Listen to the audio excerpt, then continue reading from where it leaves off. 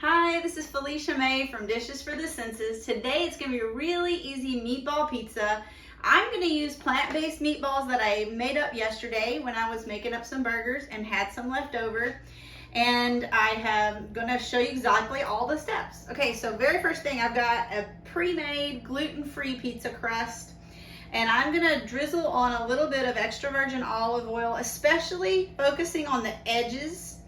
And then I'm gonna kind of smooth it in. I want the edges to brown, but not, not burn, but I want them to brown. And so here goes that. That was a really easy step.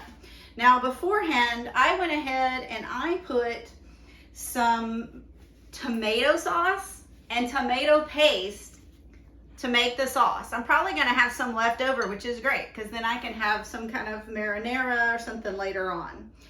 And so I'm gonna I start from the center here, and I am gonna put herbs and spices on here to make it awesome.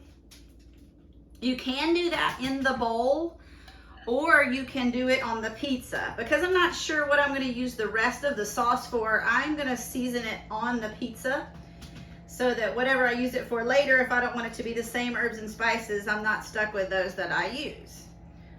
All right, so that's about enough. If you get too much, it can be a little too saucy.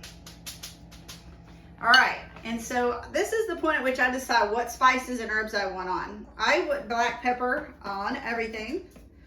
I have got crushed red pepper. Easy. I'm gonna put more of that when I'm actually serving it and put it at the table. This is garlic, onion powder. This is garlic powder. Love garlic on everything. This is dried oregano. I like lots of herbs. If you were gonna make it easier, you could do garlic powder, crushed red pepper, and Italian seasoning. But I like lots of herbs. And so this is dried basil. Then dried parsley. And then I adore Italian seasoning. I go through it so quickly. And so a lot of Italian seasoning is gonna have some of the stuff I already put on here already, but it is really awesome. And so we got that. All right, I am one of those people who puts a little bit of cheese down next because I want things to stick to it. So I'm going in with mozzarella. A lot of times I use plant-based cheese, but it's the weekend and I allow myself to have real dairy on the weekend. That's kind of what I figured out for me. And then there with the mozzarella cheese. I like to go next with vegetables, whatever they're gonna be. Today they're green bell pepper and sweet onion vidalia. And I already sauteed them. I don't always. I think it's good when they're more fresh tasting also. I felt like with the meatball that this was gonna be better if they were sauteed. Personal opinion, you could ask me that tomorrow and I might tell you something totally different. All right, these are the plant-based meatballs that I rolled up last night with the meat that I had left over, plant-based meat. I'm just going around. What I'm trying to envision is that every piece of pizza is gonna have a meatball or two on here. Okay, and it does. And so there's that. And then I love pepperoncini. And so I'm going on here with some beautiful Greek pepperoncinis. I think they're a beautiful color, beautiful flavor, not too hot. Little bit of that vinegar kick. I love those kind of things. Another good thing, some people might like roasted red bell pepper better, and so you could choose that.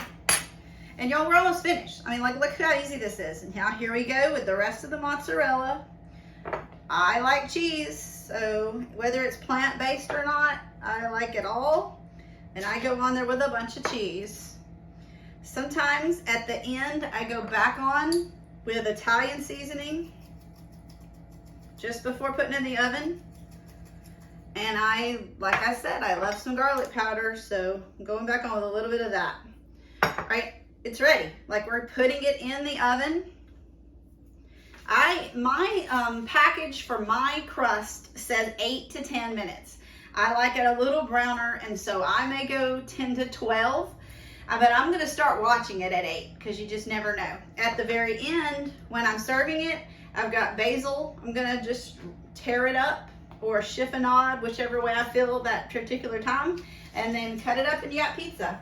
So it's going in my 410-degree oven.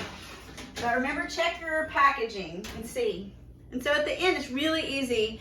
And you can cut it into this. That size is just for the two of us, my husband and I. But I've been known when we have people over to make like 2 or 3 sheet pans of that. So, all right, that's the end. It was really easy. See you later.